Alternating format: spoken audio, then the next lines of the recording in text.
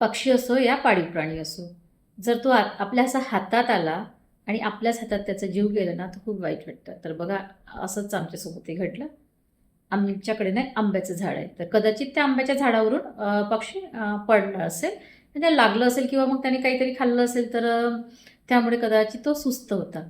तर जेव्हा आम्ही दार उघडलं आणि बघितलं, की पक्षी आहे आणि असं सुस्त बसलेलं आहे. आणि पहिलं तर असं वाटलं, की कबूतर वगैरे असेल, कारण मागच्या साईडने बिल्डिंग आहे, तर कदाचित पडलं असेल. पण जेव्हा बघितलं ना व्यवस्थित, तर त्याचा कलर छान होता. असा ग्रीन कलर होता, पायाचा कलर येलो होता. तर ईशान म्हणते, की "नाही, नाही, हा ना वेगळा आहे म्हणून."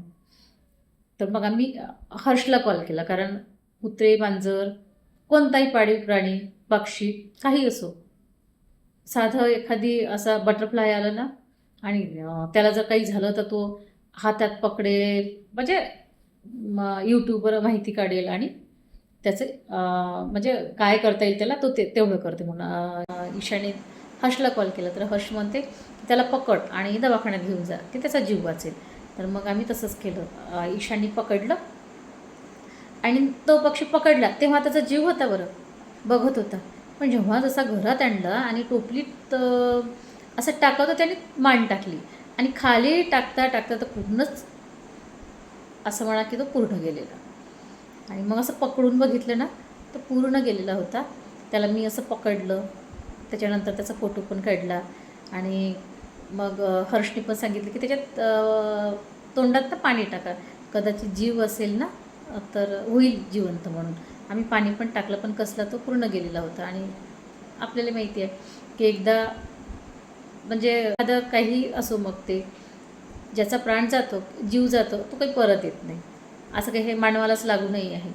हे प्रत्येक म्हणजे या पृथ्वीवर ज्यांनी ज्यांनी जन्म घेतला, ज्याच्यात जीव आहे, त्याचं तसंच आहे. एकदा गेला, परत येत नाही.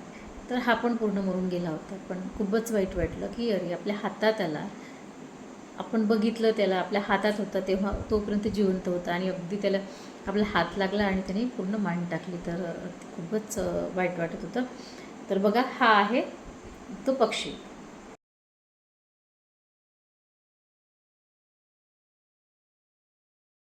तर या पक्षाचं ना नाव माहिती नाही. हा म्हणजे या पक्षाचं नाव काय आहे किंवा मग याचं गुणधर्म काय आहे, याचं विशेष काय आहे ह्या पक्षात, तर हे आम्हाला माहिती नाही.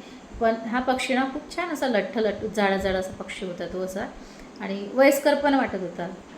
तर या पक्षाचं ना तुम्हाला जर कोणाला नाव माहिती असेल तर नक्की कळवा. या पक्षाला काय म्हणतात, या पक्षाचं नाव काय आहे. तसंच जर व्हिडिओ आवडला असेल तर लाईक करा, शेअर करा.